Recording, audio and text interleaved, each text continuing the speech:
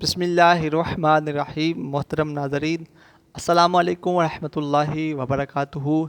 میں امید کرتا ہوں کہ آپ تمام دوست اللہ کے فضل، اس کے کرم اور اس کی رحمت کے ساتھ ٹھیک ہوں گے۔ تو پیارے دوستو، آئیے ایک مرتبہ میں اور آپ مل کر پیارے آقا سید الانبیاء صلی اللہ تعالیٰ علیہ وآلہ وسلم کی پاک طیب طاہر بارگاہ میں مل کر درود پاک پڑھتے ہیں۔ صلاۃ و السلام علیکہ یا سیدی یا رسول اللہ وعلی آلہ وصحبہ یا سیدی یا حبیب اللہ، الصلاۃ والسلام علیکہ یا نبی اللہ وعلی آلہ وصحبہ یا عدو اللہ۔ 3 محرم الحرام کے حوالے سے ایک خاص وظیفہ لے کے حاضر ہوں۔ تو پیارے دوستو، ہماری زندگیاں مختصر ہیں، تھوڑی زندگی ہیں۔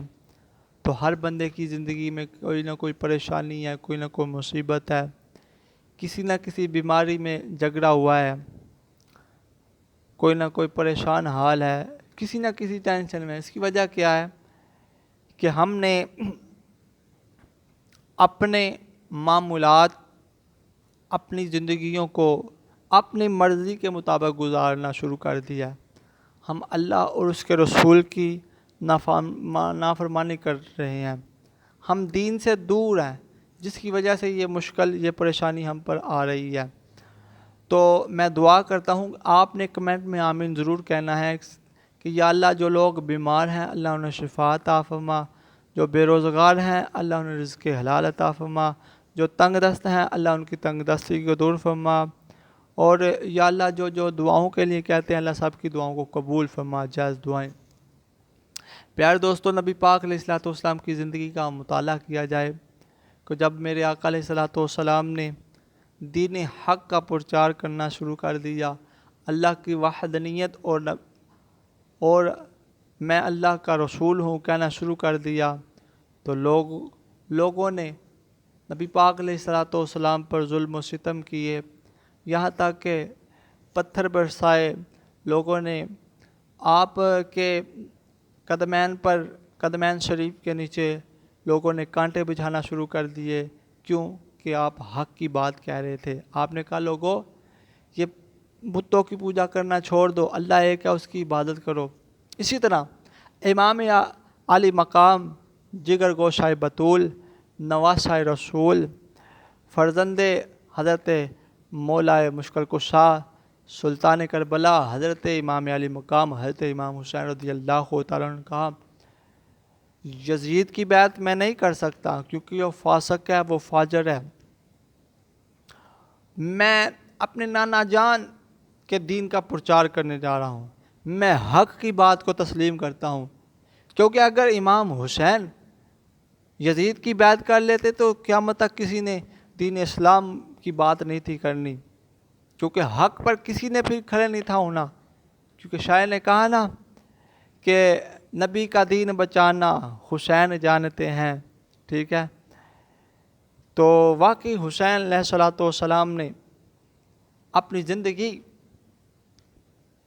کو اپنی جان کی پرواہ کیے بغیر، اپنے بچوں کی، اپنے گھر بار کی، ہر چیز کی پرواہ کیے بغیر کہا مالک حسین تیری رضا پہ راضی ہے، پر حق اور سچ پر حسین کھڑا ہے۔ آج بھی اور قیامت تک بھی لوگ حسین کی باتیں کریں گے، امام علی مقام کا ذکر کریں گے۔ تو بہرحال ہم چلتے ہیں اپنے وظیفے کی جانب۔ پیارے دوستو، جب بھی آپ پر کوئی مصیبت آئے، کوئی مشکل آئے، کوئی پریشانی آئے، تو آپ حضرت امام حسین رضی اللہ تعالیٰ کی زندگی کا مطالعہ کریں تو انشاءاللہ آپ کو صبر ملنا شروع ہو جائے گا۔ اب آپ نے کرنا کیا ہے؟ آپ نے کرنا یہ ہے، آپ کو مصیبت ہے، کوئی پریشانی ہے، تو آپ نے 100 مرتبہ سورۃ اخلاص پڑھ کے، قل هو اللہ احد، مکمل سورۃ پڑھ کے اپنے اوپر دم کر لیں، انشاءاللہ پھونک مار دیں، دائیں ہاتھ اپنے دل پر رکھ کے، انشاءاللہ آپ کی وہ پریشانی مصیبت دور ہو جائے گی۔ اب آپ نے کرنا کیا ہے؟ آپ نے کرنا یہ ہے، عشاء کے بعد یا مغرب سے پہلے 3 محرم کو آپ نے سب سے پہلے آپ نے کرنا یہ کیا ہے، آپ نے وضو کرنا ہے۔ تازہ وضو کرنے کے بعد آپ نے تنہا کسی کمرے پر بیٹھ جائیں یا کسی دکان پر تنہا ہو جائیں یا مسجد میں بیٹھ جائیں، تنہا ہو، اکیلے ہوں، ٹھیک ہے۔ جب آپ اس وظیفے کو کریں تو آپ کا قبلہ جانب منہ ہو، ٹھیک ہے۔ آپ نے اول آخر 5 بار، 7 بار، 3 بار یا 11 بار، جیسا بھی آپ کو مناسب لگے، دودھ ابراہیم میں کوئی سا بھی دودھ پاک پڑھیں۔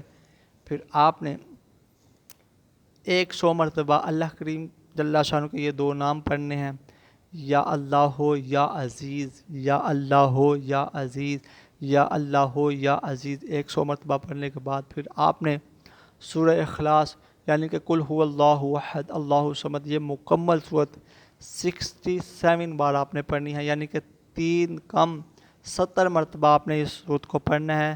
67 بار آپ پڑھنے کے بعد پھر آپ دودھ پاک پڑھیں، تو اس کے بعد آپ اللہ سے دعا کریں، انشاءاللہ اللہ تعالیٰ آپ کی تمام پریشانی کو دور فرمائے گا، اللہ تعالیٰ آپ کی غیبی مدد فرمائے گا، آپ کے رزق میں، آپ کے روزگار میں برکت ہوگی۔ میں اس یقین سے اپنی ویڈیو کا اختتام کرتا ہوں کہ کہتے رہتے ہیں دعا کے واسطے بندے تیرے، کر دے پوری آرزو ہر بے کس و مجبور کی۔ صلو علی الحبیب صلی اللہ تعالی علی محمد صلی اللہ علیہ